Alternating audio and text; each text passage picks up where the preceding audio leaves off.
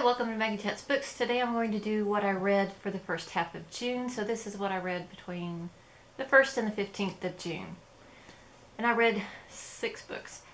The first one is A Study in Scarlet by Sir Arthur Conan Doyle. This book is the first in the Sherlock Holmes series, as well as the first Sherlock Holmes book I've read. I really enjoyed it. It was surprising how complex the story was, in that it had one part of it took place in England, and then you got the backstory in the US, and then they were all brought together at the end. So I really enjoyed the book. The surprising thing was Dr. Watson for me, because when he's portrayed in movies and in television, he seems to be kind of a buffoon, not very smart, or at least the ones that I've seen.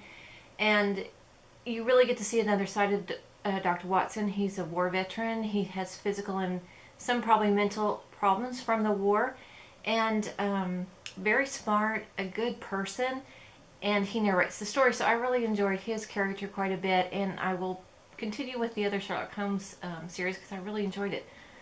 I might do the audiobooks because I think Jean from Jean's Bookish Thoughts had a audiobook that contained all of the Sherlock Holmes books, and I believe it's narrated by Stephen Fry, so I might check that out because I think it would be a good way to discover more about these books. So anyway, I gave this one 4 stars. Really enjoyed it. The next book I read was Persepolis, A Story of a Childhood by Marjane Starapi, and I'm probably saying that wrong. I apologize. This is her autobiography of her childhood growing up in Iran. It is a graphic novel, if you can see that.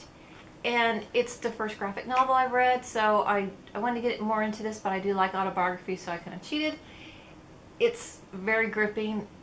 It's, as you would probably imagine, growing up in Iran. She's only, I think she's born in the late 60s, early 70s, so she went through a lot. People disappearing, people dying, people being executed.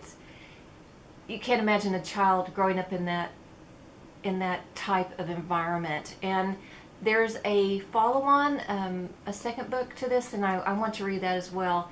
I really enjoyed her writing. It's strange reading about horrific things in a graphic novel, and I'm sure there's other graphic novels that do that, but not reading them, it's kind of strange. But I did enjoy this book. I gave it 4 stars. I will be reading the next one. After reading all that, I decided to do something that I've been waiting to read, and that's the Bookshop book by Jen Campbell.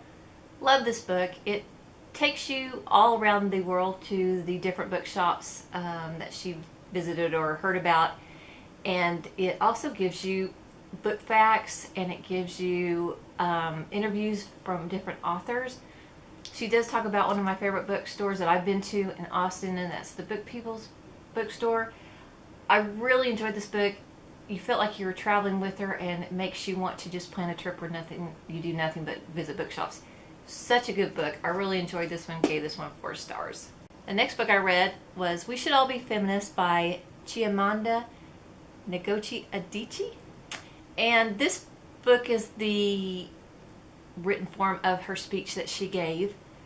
And if you want, you can watch it on YouTube, which I kind of enjoyed watching her give a speech because she's a very dynamic speaker. But I think reading the speech also gives you more time to dwell on what she's saying. She does a wonderful job of explaining what a feminist truly is. And it debunks some of the things that we're even hearing today, where people say I can't be a feminist because I don't hate men or that kind of thing. And she explains that it's just being an equal person in the world. And she's so eloquent. Her speech was really, really good. I do recommend that you watch that, but also read the book to maybe get more into it. I recommend this one. I did give this one 5 stars. I just think it's really timely now, because some of the things you're hearing are just absolutely crazy, and she puts it in really plain English. So really love this book. 5 stars. The next book I read is Sarah Crossan's One. It is a story of conjoined twins. It's a fictional book. Tippy and Grace have been were born conjoined, and they were not separated because it was too dangerous. They are now 16 years old, which is kind of a miracle because they weren't expected to make it past their first birthday. And there are a lot of medical problems. They were joined at the hip down, And so they have separate hearts, separate lungs, and then they share part of their intestines and their organs below that. So you know there's quite a bit of medical issues that they have. The story starts where the twins are told that they need to go to a school rather than be homeschooled, which is rather daunting because although they are perfectly fine with how they are, people stare, and I'm sure at 16-year-olds you don't want to be an oddity or anything to somebody, and to them it's just the way that they are. I really think that the author did a lot of research on this book. Like I said, you totally believe that these girls could really exist because of the way that it's written. Grace narrates the entire story, and because of its prose, it's like her diary, and it reads really, really fast. It is funny, it is sweet, it is heartbreaking. The other thing that makes it more believable is that the problems aren't all directed to the fact that they're conjoined. It's more normal family problems, unemployment, how they make friends at school, and things like that. This book is just wonderful and heartbreaking all at once. It is one that I totally recommend, and I did give this one 5 stars. And the last book I read was Daphne du Maurier's My Cousin Rachel, and this is an old book, so it doesn't have much of a cover, and it might have had a slip cover at one time. It's a Doubleday edition. It is quite old, but it was very well put together. I was going to read Rebecca, but I decided to switch to My Cousin Rachel because the movie's coming, or it's out now. And this book, oh my gosh, it is so suspenseful. It is so, you get so into it. It is told by the point of Philip. Philip was an orphan. He was raised by his cousin Ambrose.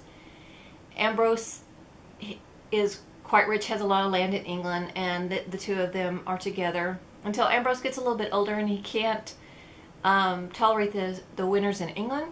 So his doctors recommend that he goes to Europe, I think it's Italy, to spend the winters, and then he comes home in the summer. Well, when one of the winters that he's in Italy, he meets Rachel, and they get married. I don't want to say too much more about this because eventually Rachel comes back to England to live, and Philip is, I believe, about 24 at the time. The story is told from his point of view, and he is quite naive. You don't know if Rachel's good or bad. Sometimes you want to scream at Philip. I kept thinking, oh my gosh, I wish I could read faster because I want to know what happens. It's a really gripping book. Really enjoyed it. I want to read more. I want to read The Birds. I want to read Rebecca. I want to read more from her. It's frustrating too because you just, sometimes I just want to throw the book. It's amazing. So I really enjoyed this book. I do recommend it. I will be reading more of her books, and I gave this one 4 stars. I think it's really, really great, and people will enjoy it. So that's what I read for June so far. What I'm reading now is Station 11 by Emily St. John Mandel, and I'm halfway through it, really enjoying it. It's a story of a pandemic that occurs throughout the world, and the world evolves into a dystopian type society. So I'm enjoying this one, and I'll let you know how it is. I want to follow that up with The Unseen World by Liz Moore. I've heard good things about this one, and plan to read this one next.